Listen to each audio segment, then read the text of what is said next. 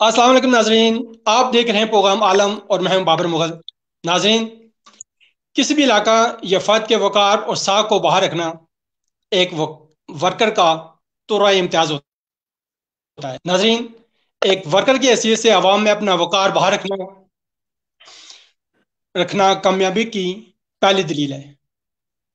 آج ہمارے درمیان ایک ایسا ہی ورکر جس نے عوام میں اپنا وقار اپنی نام کی مناسبت سے بنایا، وہ ہے حلقہ N53 سے راجہ وقار ممتاز۔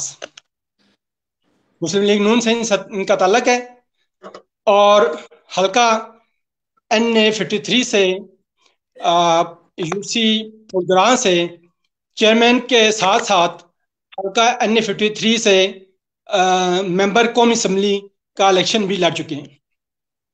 تو آئیں ان سے آج اپنے حلقے کے حوالے سے اور آئندہ کے حوالے سے ان سے جاننے کی کوشش کرتے ہیں کہ وہ کیا کر رہے ہیں۔ السلام علیکم راجہ صاحب۔ وعلیکم السلام جی، بابر بھائی کیا حال ہے؟ ٹھیک ہیں جی راج صاحب، الحمدللہ۔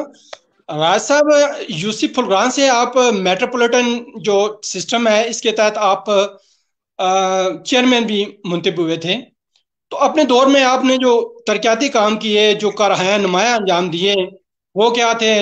عوام کے مسائل کیا تھے اور کہاں تک ان مسائل کو حل کرنے میں کامیاب ہوئے؟ جی بسم اللہ الرحمن الرحیم۔ بابر بھائی، میں جب الیکشن لڑا ہوں تو UC کے جو حالات تھے اس وقت ظاہر ہماری گورنمنٹ بھی تھی اور ہمارے جو ڈاکٹر طارق فضل صاحب تھے وہ وفاقی وزیر بھی تھے اور ہمارے قائد میاں محمد نواز شریف جو ہے پرائم منسٹر تھے۔ تو میں یہ سمجھتا ہوں کہ جب چیئرمین UC کے لوگوں نے مجھے منتخب کیا، انہوں نے مجھے عزت دی اور میری سوچ سے زیادہ انہوں نے مجھے عزت دی، تو میں نے الحمدللہ اپنی UC میں بہت سارے ترقیاتی کام کیے ہیں، جس میں آپ پانی کے حوالے سے دیکھ سکتے ہیں، گیس کے حوالے سے ہم نے تقریباً کوئی 18 سے 20 کروڑ روپیہ خرچ کیا ہے گیس کے حوالے سے۔ تو اور بجلی کے بہت سارے ہم نے نئے پروجیکٹ دیے ہیں، جہاں پہ ٹرانسفارمز کی ضرورت تھی وہاں پہ ٹرانسفارم لگائے، ہم نے لگائے۔ اس کے بعد جی روڈز تھی جو مین پروگرام روڈز اور گلیاں، اسی طرح شاہپور میں گیس لگائی، پرنس روڈ میں، اور بہت سارے جو میری UC میں جتنے اسکول تھے ان سب کو اپ گریڈ کروایا گیا۔ اس کے بعد تقریباً ان کے کمرے بھی بنوائے گئے، کمپیوٹر لیبس اور ان کی رینویشن، کیونکہ بہت حالات خراب تھے اسکولس کے، جن میں خاص طور پر سردیوں میں جو ہمارے بچے تھے یا بچیاں، وہ شیشے نہیں تھے کھڑکیوں کے، دروازے نہیں تھے، واش روم جو ہے وہ نہیں تھے، وہ واش روم جو ہم نے اپنے اسٹینڈرڈ کے مطابق نئے بنوائے۔ تو اس کے بعد جو ہے بہت ساری روڈز کے جو ہم نے کام کروائے، اور سینیٹیشن کے حوالے سے ہم نے اپنی UC میں کام کیا ہے، اس کو الحمدللہ ہمیں بہت کامیابی ملی اور لوگوں نے بھی بہت تعاون کیا اس میں ہمارے ساتھ۔ اور میری UC کے جتنے بھی لوگ ہیں میں ان کا خاص طور پر شکریہ ادا کرتا ہوں کہ جس طرح انہوں نے میرے اوپر اعتماد کیا تھا، میں نے بھی اپنی پوری کوشش کی کہ بلا تفریق کوئی بھی وہ کسی بھی جماعت سے ہے، کسی بھی فرقے سے ہے، کسی سے بھی ہے، میں نے ہر بندے کی کوشش کی ہے کہ میں اس کی خدمت کروں۔ راج صاحب، ابھی آپ نے گیس کی بات کی ہے، تو آپ UC کے اکثر علاقوں میں گیس نہیں ہے۔ بالخصوص پچھلے دنوں ایک علاقہ ہے عارف آباد، آپ کا علاقہ ہے، تو اس میں لوگوں نے بلکہ اسٹرائک بھی کیا تھا، ایک اس حوالے سے احتجاج بھی ریکارڈ کرایا تھا۔ تو وہاں پہ گیس نہیں ہے اور وہاں پہ آئی تھنک کوئی سروے بھی ہو چکا ہے، تو اس حوالے سے آپ کے علم میں یہ بات ہے؟ دیکھیں جی، جو عارف آباد ہے یا اس کے ساتھ گرین ویلی ہے، اسپرنگ ویلی ہے، ان میں اسپرنگ ویلی تک تو ہماری گیس ہم نے لگوا جی دی جی، تھی، وہ گیس لگی ہوئی ہے آلریڈی، وہاں پہ لوگوں کے میٹر بھی لگے ہوئے ہیں۔ اچھا تو پچھلے 2 سال سے اگر ہماری حکومت رہتی اور ہم اقتدار میں ہوتے تو یہ کوئی بھی ایریا نہ رہتا، کیونکہ یہ 2 سال سے جو موجودہ حکومت ہے، جو سلیکٹڈ حکومت ہے، اس نے صرف اور صرف تختیاں جو ہیں وہ چینج کرنے کی کوشش کی ہے۔ انہوں نے 1 انچ بھی جو نئی اپ گریڈیشن تھی یا نیا پلان تھا گیس کے حوالے سے، یہ وہی سروے ہیں جو ہم نے اس وقت کروائے تھے۔ عارف آباد کا بھی، سیری چوک کی لیفٹ رائٹ جتنی بھی آبادیاں ہیں وہ سروے ہم نے اس وقت کروا دیے تھے، اور ان کے لیے ہم نے جواب نمبر کے لیے بھی اپلائی کیا ہوا تھا، جواب نمبر کے لیے بھی اپلائی کیا ہوا تھا، سارا کچھ ہو گیا تھا۔ لیکن بدقسمتی سے ایک تو آپ کو پتہ ہے کہ الیکشن पहले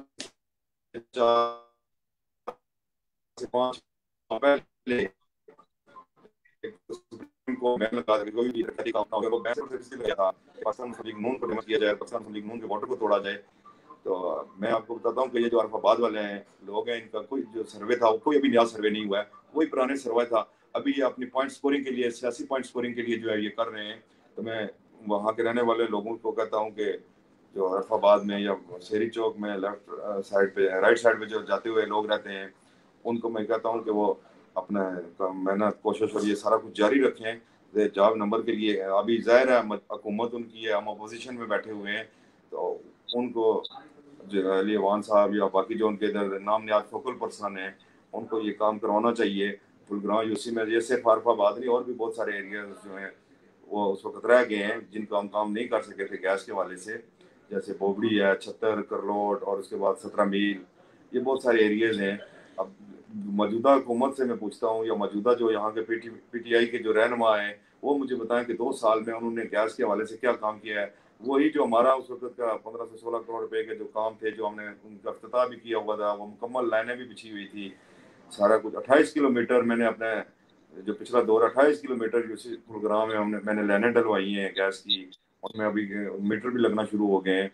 तो ये यहाँ पर मैं आपके इस लाइव प्रोग्राम की वसादत से, आपके इस चैनल की वसादत से ये भी बताना ज़रूरी समझता हूँ कि इस वक्त जो ख़ास तौर पर यूसी गुरुग्राम के जो लोग हैं, उनके साथ सियासी इंतकाम का निशाना बन रहे हैं, और जो यहाँ उनके फोकल पर्सन बनाए गए हैं पीटीआई की तरफ से, नाम नयाद फोकल पर्सन, वो अपनी अजारदारी कायम करना चाहते हैं। हालांकि उनका इसके प्रोजेक्ट से कोई तल्लक नहीं है। अभी जो लोगों की सर्विसें लगती हैं मीटर्स के लिए, वो जीएम को या एमडी को, गैस को, वो जाके प्रेशराइज करते हैं कि हमारी हुकूमत है और हमारे बंदों को पहले अकोमोडेट किया जाए, ना कि बाकी। तो हमारी यूसी के अंदर खास तौर पर मुस्लिम लीग नून के जो वोटर, सपोर्टर और कारकुन हैं, उनको इंतकाम का निशाना बनाया जा रहा है। इसी तरह मैं आपको बताता हूँ कि बहुत सारे एरियाज थे जिनकी ज्वाइनिंग इन्होंने नहीं होने दी थी, लेकिन अल्हम्दुलिल्लाह मैंने भी कोशिश की और महकमे वालों ने भी मेरे साथ तावन किया, तो आज वो ज्वाइनिंग हो गई है। तो उसमें बहुत सारी जो आबादियाँ थी, जिसमें मेंबर रोड, ईदगाह, अबूनबाग और ये बहुत सारी आबादियों में आज आज से वो गैस की सप्लाई शुरू हो जाएगी। तो मैं इस पर सुई नादरन गैस के अच्छा जीएम राज का साहब, अच्छा राज साहब, जहाँ पे गैस इश्यूज है वहाँ पे आज जनाब को पता होगा कि 2 साल से मीटर्स बंद हैं, बिजली के, तो इलेक्ट्रिक के मीटर बंद है। तो इसके लिए कुछ पेशरफ्त हुई है? लोग काफी परेशान हैं, आबादी भी बढ़ रही है, और अभी तक ये जो पाबंदी है ये अभी तक नहीं हटाई गई। इस क्या वजूहत हैं? बाबर भाई, जब हमारा दौर था उस वक्त भी पाबंदी लगी थी, तो हमारे मिनिस्टर साहब खुद सुप्रीम कोर्ट में जाकर पेश हुए थे, तो उस वक्त ये पाबंदी हट गई थी। तो ज़ाहिर मिनिस्टर कैड थे वो, और सीडीएम उनका अंडर था, उन्होंने सीडीए से अप्रूवल मनवा के वो पाबंदी ख़त्म की थी। अभी जो ये पाबंदी लगी हुई है, मैं समझता हूँ कि ये मौजूदा हुकूमत की जो इस वक्त इस्लामाबाद के तीनों एमएनएज जो हैं मौजूदा हुकूमत के और सिटिंग गवर्नमेंट के हैं, तो उन्होंने 2 साल में, आप क्या तवक्को कर सकते हैं कि 2 साल में अगर वो बिजली के मीटर्स तक नहीं खुलवा सके तो बाकी क्या करेंगे। तो इसी तरह मैं कहता हूँ कि अभी जो उन्होंने ओपनिंग की है, बिजली के मीटर बंद है और गैस के मीटर लगना शुरू हो गए हैं, ये क्या माजरा बना हुआ है। मैं तो समझता हूँ कि ये टोपी ड्रामा कर रहे हैं आवाम के साथ, कि अभी उनके जो लोग हैं उनके लिए खुले हुए हैं और जो अपोजिशन के लोग हैं उनके लिए बंद हैं। इस तरह का ये सियासी इंतकाम नहीं होना चाहिए। तो हम भी इस राज पर साहब, पूरी आप कोशिश कौन समूह का? हम भी इस पे पूरी जी जी। कोशिश में लगे हुए हैं कि हम कोर्ट में जाएं और इसके खिलाफ रिट करें, सुप्रीम कोर्ट में जाएं, हाई कोर्ट में जाएं, ताकि ये जो हमारे लोगों को से ये बिजली की सहूलत छीनी जा रही है उसको उसका कोई ना कोई हल निकले। आइंदा आने वाले दिन में आप जो रिट की बात कर रहे हैं, आइंदा आने वाले दिन में इस पोजीशन में आप हैं कि आप रिट कर सकें? देखें जी, हम कोशिश पूरी करें। देखें, एक दूसरी बात तो यह है कि यहाँ पर जिस एरिया में पाबंदी लगाई गई है, ठीक है, जो एक्वायर एरिया है या सीडीए ने जिनके पेमेंट्स की हुई है उनमें अगर पाबंदी है तो ठीक है, लेकिन यहाँ पर लोगों की मलकियत, ये सबसे बड़ा जुल्म है कि जिसकी अपनी मलकियत है, अपनी मलकियत में उसने जगह खरीद के मकान बनाए हैं, और दूर दराज से लोग आके यहाँ पर रह रहे हैं, कश्मीर से, सिंध से, कराची, हज़ारा, मरी, اور وہاں سے آنے والے لوگوں کو تو نہیں پتا کہ 5 مرلے جگہ جو انہوں نے لی ہے اس میں وہ گھر بنائیں گے تو یہاں پر کل میں بجلی کا کنیکشن نہیں لگے گا. تو میں سمجھتا ہوں کہ یہ غریب لوگوں کے ساتھ بہت بڑی زیادتی ہے، اور میں اپنے حلقے کی حلقہ 53 کی عوام کے ساتھ کھڑا ہوں. اگر عوام نے کہ یہ معاملہ حل نہ کیا گیا تو میں اپنی عوام کو لے کر احتجاج بھی کروں گا، روڈوں پہ بھی آؤں گا، اور میں چاہتا ہوں کہ یہ جلد سے جلد معاملہ حل ہو جائے. اور سننے میں آئی ہے کہ کابینہ میں یہ کوئی اسمبلی گئی ہے، اس سے وہاں سے کوئی منظوری کی کوشش میں لگے ہوئے ہیں، لیکن جہاں سے ان کو کچھ مال نظر آتا ہے وہاں پہ تو کابینہ بھی منظوری دے دیتی ہے، اور وہاں پر ایگزیکٹو آرڈر بھی آ جاتے ہیں، سارا کچھ ہو جاتا ہے. تو یہاں پر اس وقت جو ہے ٹھیک ہے، اگر میں سمجھتا ہوں انہوں نے جو پابندی لگائی ہے وہ نیشنل پارک ایریاز کی وجہ سے لگائی ہے، لیکن نیشنل پارک ایریا میں تو آبادی ہی نہیں ہے، آبادی ہے لوگوں کی ملکیت میں. تو اس لیے جو ماسٹر پلان بنایا گیا سی ڈی اے کا نیا ماسٹر پلان بنایا گیا، اس کی بھی میں بھرپور مذمت کرتا ہوں کہ اس میں بھی ہمارے جو حلقے کے غریب لوگ ہیں، جو غریب عوام ہیں، ان کو کسی بھی چیز کو مد نظر نہیں رکھا گیا کہ ان کو دیکھ کے بنایا جائے. یہ امیروں کے لیے جو علیحدہ ایک پالیسی ہے اور غریب آدمی کے لیے علیحدہ پالیسی ہے. یہ کیوں کہہ رہے تھے تبدیلی آ جائے گی ملک میں، تو ملک میں یہی تبدیلی آئے کہ غریب کے لیے اور پالیسی اور امیر کے لیے اور پالیسی. راج صاحب، قومی اسمبلی کا الیکشن بھی لڑ چکے ہیں آپ، تو یہ فرمائیے گا کہ الیکشن لڑنے کی وجوہات کیا ہیں اور آپ کا منشور کیا تھا، اور جب الیکشن آپ نے لڑا تو آپ کو کہاں تک عوامی پذیرائی حاصل ہو سکی، کہاں تک کامیاب ہوئے آپ؟ دیکھیں بابر صاحب، بات یہ ہے کہ الیکشن جو لڑا ہے وہ ظاہر ہے ایک جماعت نے مجھے ٹکٹ دیا، پاکستان کی سب سے بڑی جماعت ہے پاکستان مسلم لیگ نون، اور میں قائد میاں محمد نواز شریف کا شکریہ ادا کرتا ہوں کہ انہوں نے مجھے اس قابل سمجھا کہ یہ حلقہ 53 سے، کیونکہ یہ سیٹ جو تھی وہ پرائم منسٹر کی خالی کی ہوئی سیٹ تھی، اور اس سے الیکشن لڑنا کوئی آسان بات نہیں تھا. اور علاقے کی جہاں تک بات ہے یا پذیرائی کی بات ہے، میں سمجھتا ہوں کہ جتنی پذیرائی یا جتنے علاقے کے لوگوں نے مجھے عزت دی ہے اس سے پہلے کسی کو بھی نہیں دی، کیونکہ میں نے 34,000 ووٹ لیے ہیں اور 10,000 سے میں آ رہا ہوں. جب سٹنگ گورنمنٹ بیٹھی ہوئی تھی، پرائم منسٹر ان کا بیٹھا ہوا تھا، تو اس معاملے سارے کو دیکھ کے اگر آپ دیکھیں تو 34,000 ووٹ، اور فرسٹ ٹائم جو ہے وہ نیشنل اسمبلی کا الیکشن لڑ رہا تھا میں. جو سیاست میں تو ہمارا خاندان تھا، میرے والد صاحب بھی چیئرمین یونین کونسل رہے ہیں، اس کے بعد میں چیئرمین یونین کونسل بنا. تو ہم لوگوں کی خدمت کر رہے ہیں، اور سیاست میں آنے کا مقصد صرف یہی تھا کہ ہم اپنے علاقے کے لیے، اپنے رہنے والے اس حلقہ 53 کی جو لوگ ہیں ان کی خدمت کریں گے. آئندہ کا کیا پلان ہے؟ کیا آپ الیکشن لڑنے کی پوزیشن میں ہوں گے قومی اسمبلی کا؟ دیکھیں جی، میں نے آپ کو جیسے پہلے بات کی ہے کہ میں ایک بہت بڑی جماعت کا یہاں پر نمائندگی کر رہا ہوں، تو اس وجہ سے اگر جماعت نے مجھے ٹکٹ دیا تو انشاءاللہ میں ضرور الیکشن لڑوں گا، اور اپنی جماعت کو اور اپنے قائد میاں محمد نواز شریف کو جو ہے یہ ٹکٹ جیت کر تحفے میں دوں گا. رائے صاحب، اس وقت جو ہے نا گورنمنٹ پی ٹی آئی کی ہے، اس میں کوئی شک نہیں ہے.